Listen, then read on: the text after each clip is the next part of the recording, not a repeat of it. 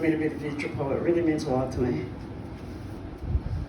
All of us poets write kind of silently until someone gives us that moment, you know. Or these open mics.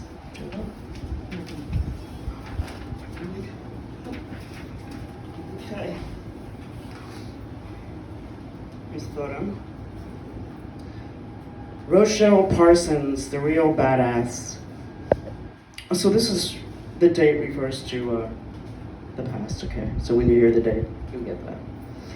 Rochelle Parsons, owner-operator of a 1976 Shelby Mustang GT500, owner of Moose, the Bull Mastiff, and 3 other rescue dogs, IBM mainframe help desk for 23 and a half years, President's Special Athletic League Award winner, Second Amendment advocate. My beloved Rochelle, my sister, died today at 5:10 a.m. Eastern Standard Time. My USMC mother, who outranked my USMC dad, raised 2 girls to be 2 independent, very tough cookies. In that respect, my sister Rochelle, who finally pulled the plug on herself yesterday by signing a DNR, was the real badass. Rochelle died of chronic respiratory failure, and she refused to live with a tube up her nose in an assisted living facility. What Rochelle loved more than anything else was the muscle car. My sister absolutely loved the American automobile, and she made up her mind to split my parents' suburban home the day she turned 17. No permission, my keys in the ignition. I'm driving, baby, I'm rolling. She used to love to declare from the driver's seat window of her Shelby Mustang, which she bought while saving up over the years of lesser cars, 2 Chevy Impalas, an Oldsmobile Cutlass, a beloved beat-to-shit Firebird Trans Am.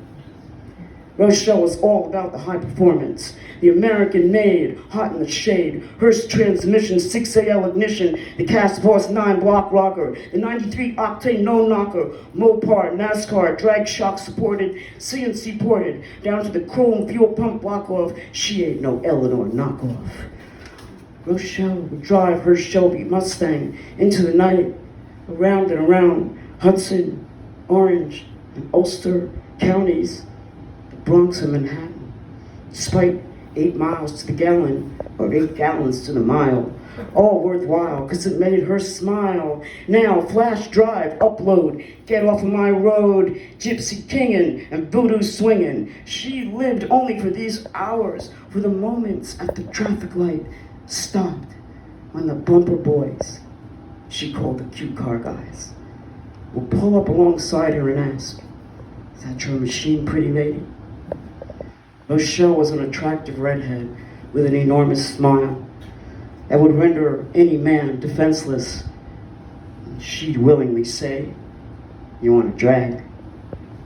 Now the 2 engines revving up, blood pressure boiling, Castrol edge roiling, BFG4 Sport Comp rubber and chrome rims vibrating, Count Basie and the woofers pulsating. Ha! She is counting down the light. Rochelle knew the exact second of all the traffic light changes at virtually every intersection in Ulster County. She is going to whoop his ass. 8, 7, 6, it turns yellow. Rev it, sister. 3, 2, 1. She smiles at the competition without even looking at the signal and drops her into gear because she knows it is green in -1 second and she's gone. And a fuel flash, a fuel torrent. The red-headed, red-hot chick in a muscle car, and he's dust. She lived for this. Some might say, how childish. But the secret that none of her admiring fly-by-night bumper boys knew from the outside of her muscle monster as she looked from the roll-down window was that Rochelle was paralyzed from the waist down for her entire life. She lived life in a wheelchair, in a car.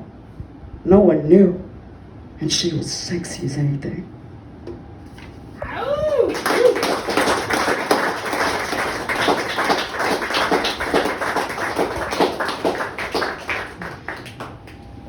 That's just gonna sit here for while I do this next one. That's my sister and I with our band, which was called the Hallucinations. We thought we were really cool. We even had a drummer. we played gigs. This is called Wingman's Dilemma.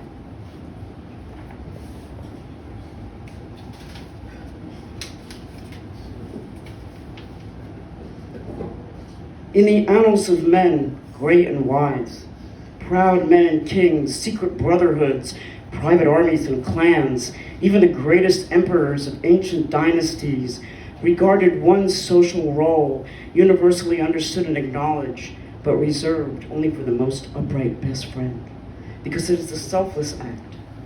That role in man code is the wingman. Yeah, it's a selfless act. Like Virgil, who takes Dante through hell to locate Beatrice, Dante's dream woman, or what Cyrano de Bergerac was to Christian de Neuvillette. He penned letters to win over her heart for his friend. 15 years pass until a bitter Cyrano, dying, tells Roxane of his unrequited love. Yes, that's selfless act. But men, take notice. Your best wingman is going to be a woman. Trust me, the advantage of the wing woman is that she is way less confrontational. She can go right over to the target's table, and she's no threat. Even homing in on that posse of girls' night out, white girl wasted, or just BFFs taking drunk selfies. A woman approaches, and the barriers are already lowering. You can trust her. She's not likely to make a pass at your person of interest. And often, when your target is with a friend, the wing woman doesn't have to take the big ugly one home and eat her for dinner. There's a deft art at doing this awkward task. I have been called upon to do it more than once through a male buddy. I'm smooth as the Artful Dodger, as nonchalant as Heidi Fleiss at a high roller's cocktail party, but as innocently devilish and charming as Lolita. I can work the room. But the real reason why I understand what to do is because whereas male wingmen will lie and fabricate stories about you to impress the said target, like about how you went to rescue a puppy from a burning building and found a baby in there too, or how you just returned from your 4th deployment in Fallujah. A lady wingman, this wingman,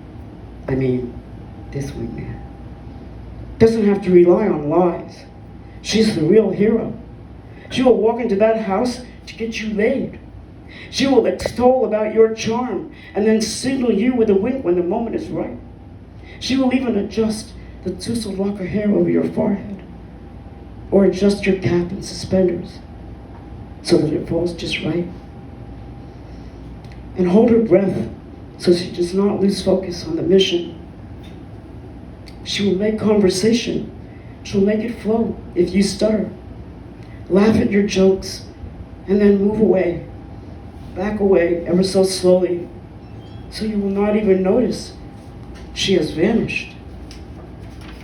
You see, the agonizing truth about the wingman woman is that you can pour your heart out, bragging about this guy, telling the mark how awesome he is. Look at him over there, so noble, reserved, and behaving. And yes, he did do that many deployments to Iraq, and he knows all the verses to the national anthem, and then he rode solo across country on his Springer front-end Harley-Davidson Road King with a teardrop trailer hitched to the back, with the worst for wear paint job and the grease and mud and piss from 14 states, with just the clothes on the Confederate flag on his back, to go to school on the GI Bill. And look what a man he is with his chewing tobacco and obscure knowledge about the history of Civil War firearms. And it's passed down for Appalachian generations Tennessee recipe for rough cut moonshine, and was even born on a street called Elvis Presley Way. Yes, I can say all these things and more, honey, if you'll just come sit at his table. And then I will make the ultimate sacrifice. I will disappear. Because I know this, that the real wingman's dilemma is that she does not need to invent, to lie, to exaggerate, to fabricate, because She may just possibly even love him herself.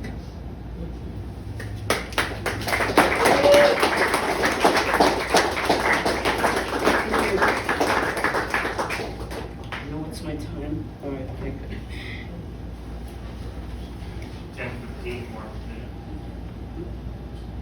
Maybe just about time. Okay. Yeah, I have quite a few more. I just want to make sure I get my favorite one in before anybody leaves. It's called House for Sale. I want a house that takes care of itself. A smart house, where the dishes put themselves away, where the clothes pick themselves up off the floor and hang themselves up.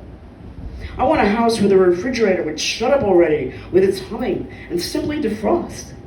The self-cleaning oven was way ahead of its time. So where are you at, toilet? Why can't you just get on board and clean yourself? I want a house where the bathtub is self-scrubbing, so I don't have to inherit somebody else's bathtub ring. I want a house with no dining room table or chairs, or anything where you just sit around and waste real estate. If God created the seventh day to rest, he did not imagine man would run with that and create the lazy boy, which is just a giant repository for change and pizza crust, and the black hole of remote devices 2-color TVs ago. I want a house where the vacuum cleaner will roll out on a regular basis and chase down the woolly bandits and dust bunnies hanging around in a stubborn coalition with the garden debris that worked its way in, the appendages of dead crickets and the airborne petals of uninteresting local flora, now all residing under the kickplate of the kitchen cabinet.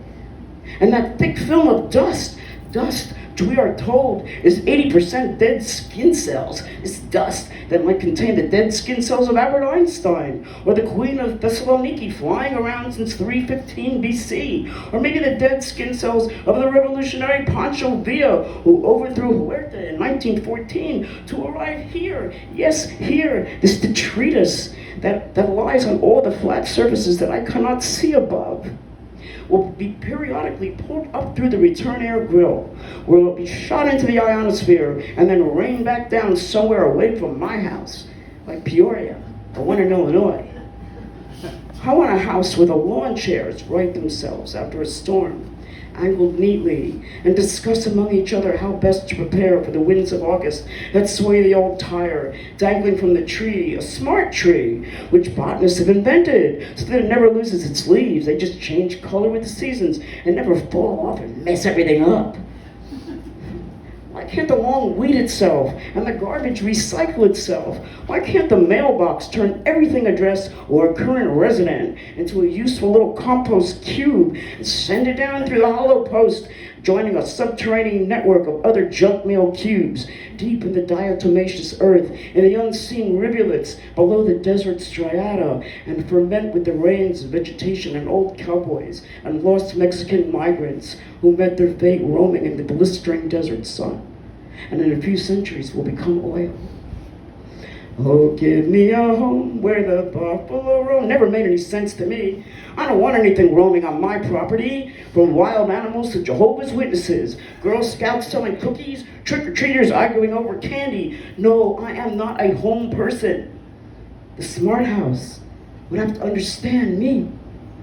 Ideally, my smart house would consume itself, would begin to feed on itself from the day I inhabit it, and over time decompose into the humus and become the foundation of the next house, so that by the time I am gone, there will be nothing left but the cellulose fiber of the wood and the paper and sheets, so that when I close the door for the very last time, it will collapse into the silt and seed of future organisms with the strata of memories buried with it once and for all.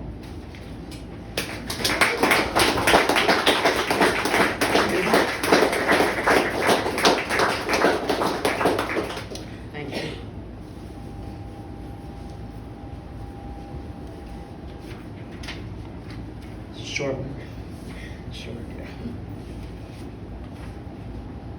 yeah. The monsoon, as told by a lawn chair. Oh, where are you? I don't hear you, my dear. I can't see you. Last evening, about 11:30, we were sitting so close, our arms overlapping as we have sat for so many years, through so many monsoons, our legs touching as we've been stuck here since the last flood, and you were humming to me as if to comfort me. As the thunder grew louder and the approaching winds wailed in the distance, the neighbor lady flicked on the back door light to see how bad the squall was getting.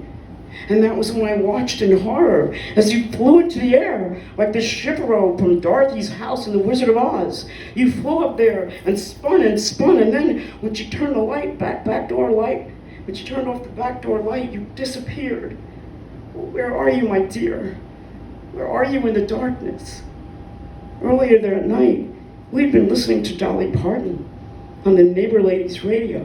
The song was "The Pain of Loving You." When the emergency broadcast came over the airwaves, and we sat there listening in as she was trying to tune the antenna in the night air where the local forecast was warning of a strong wind that indicated a possible storm front moving fast along the Texas border, heading towards Arizona. And then it hit. The morning light came, and there you are. Oh, my dear. You're all tangled up in the mesquite tree, but not broken. The monsoon winds having carried you into the air, pitching and yawing like an ill-equipped piston airplane, and then let you go, and you finally crashed to the ground, strewn about 20 feet from me. When the little girl came out of the house to pick up after the mess, I was so grateful I was crying. But you couldn't tell because everything was wet. And she dragged you over to the spot next to me, not even realizing she had just reunited us. The seemingly inanimate lawn chairs were actually two lovers pretending to just be chairs. And as she went into the house and closed the door, I felt the warm sun on us, and I heard you sing to me,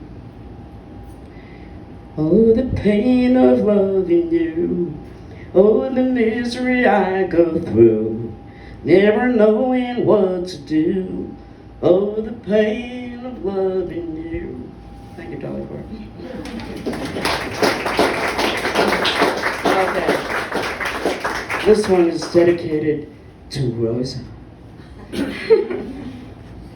we go. Okay. I need a drink for this.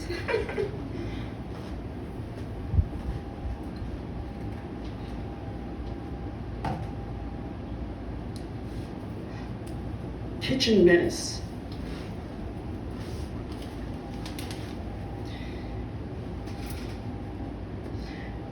I don't know how they get in here. How do they find their way into my house? Do they come through the carport? Or do they get in through the back door if it's left open? I mean, how do they get in? Into my kitchen, and now inside the cabinet, over the juicer. It seems like there are more and more of them every day, multiplying. In that cabinet, I don't recognize them, these odd sizes and colors. Where are they coming from? And then there comes the day when I have to open up the cabinet and they all fall out all over the counter. Lids. I'm talking about lids. They don't fit any bowls that I have. They don't go with any of my containers. I can't find one match in this whole batch. You have the nerve to call yourself Snap Lock, Grip Lock, and Zip Lock, yet there is not one container in that cabinet that you snap, grip, or zip to. When I feel the need to seal, you let me down. Your color coded has long since corroded. How can you be peligrosa when your body says microwave safe? Some of you still have labels. These labels aren't even products that I use. I don't eat pulled pork, sandwich spread, nor 5-layer dip. Under what slot did you slip? Every so often the situation gets so out of hand that I'll count 6 bowls, 14 lids, and one lid that says Tupperware. Tupperware? That must have moved from New Jersey with my mother 16 years ago. I don't own anything like that. I mean, my storage needs are minimal. You will not find me in the aisles of the Container Store. Tupperware, Corningware, I just don't care. For that much domestic declension, too much tension. Now they come stackable, rackable, iPhone trackable, or like those Russian dolls that one fits inside the other. Who thought of that? And why? It's like socks. You just have to throw them out and start all over. But in no time, they're back in the drawer, mismatched and in an uneven number. How do they do that? Lids, you're a kitchen menace. I'm taking you out. I'm skipping the recycle bin. Can't take any chances that you'll find a way back in. Piggybacking on top of a 5-gallon bucket disguised as a drywall spreader or a plastic shim. I gathered up the culprits, went boldly out the back door to the hoot-tang of night train bottles, UV eroded network junction boxes, old 811B interstices, broken glass, neglected aquariums of disinterested hobbyists, and those weirdly degenerating oversized baby toys, and that nocturnal thoroughfare, the alley. As I opened up the granddaddy of all lids, that big black maw in the alleyway of the neighborhood garbage cans. There were their other halves, the pulled pork container, and a pint-sized potato salad cup, who said in unison when I threw them in, "Where have you been?"